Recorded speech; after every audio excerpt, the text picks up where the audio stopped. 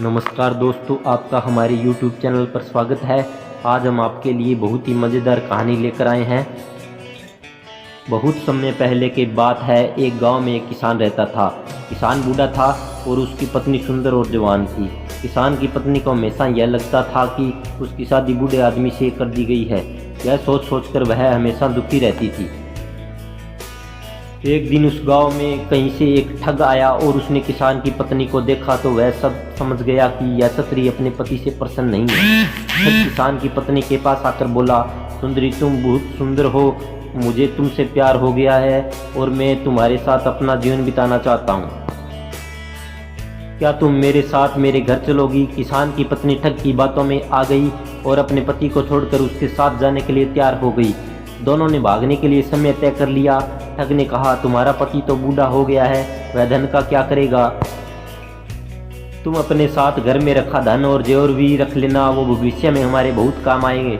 स्त्री उस ठग की बातों में पहले ही आ चुकी थी और उसके कहे अनुसार उसने घर में रखा धन और जेवर भी अपने पास रख लिए। और रात्रि जब उसका पति और पूरा गांव सो रहा था तब ठग के साथ घर से भाग गई। सुबह होते होते जब वे गांव से बहुत दूर निकल गए, रास्ते में उन्हें एक बड़ी नदी मिली। ठग ने सोचा, मैं किसी तरह इसका धन लेकर इसे यहीं छोड़ देता हूँ। यह स्त्री वैसे भी अधेड़ उम्र की हो चुकी है, मेरे पास धन रहेगा तो कई जवान सुंदर स्त्रियाँ मिल जाएंगी। नदी को देखकर ठग बोला, प्रिय, इतना सारा धन लेकर हम नदी को पार नहीं कर सकते। पहले मैं इस धन को नदी के पार ले जाकर किसी सुरक्षित स्थान पर रख देता हूँ, फिर भी नदी पार करवा दूंगा। किसान की पत्नी पहले ही ठग की बातों में आ गई थी। इस बार भी उसने बिना सोचे और वहीं बैठकर उसके आने का इंतजार करने लगी। बहुत अधिक समय बीत गया परंतु ठग नहीं लौटा। अब किसान की पत्नी को सारा माजरा समझ में आ गया और अपना सब कुछ लुट जाने के दुख से नदी किनारे बैठकर रोने लगी। उसी समय एक गीदड़ मुंह में मांस का टुकड़ा लेकर स्त्री के सामने से गुजरी। गीदड़ी को नदी में एक बड़ी सी मछली दिखाई दी। गीदड़ी ने मछली पकड़ने के लिए उस पर झपट्टा मारा।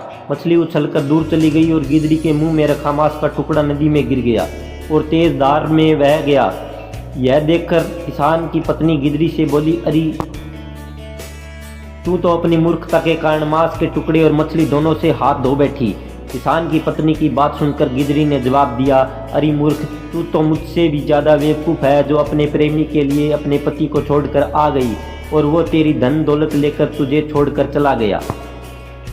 तू तो घर की रही ना घाट की। शिक्षा, इस कहानी से हमें शिक्षा मिलती है कि कभी भी छोटी मोटी बातों को लेकर अपनों को धोखा नहीं देना चाहिए, अन्यथा कहीं के नहीं रहते। तो दोस्तों, कैसी लगी आपको हमारी कहानी? अगर अच्छी लगी हो तो चैनल को सब्सक्राइब कर देना।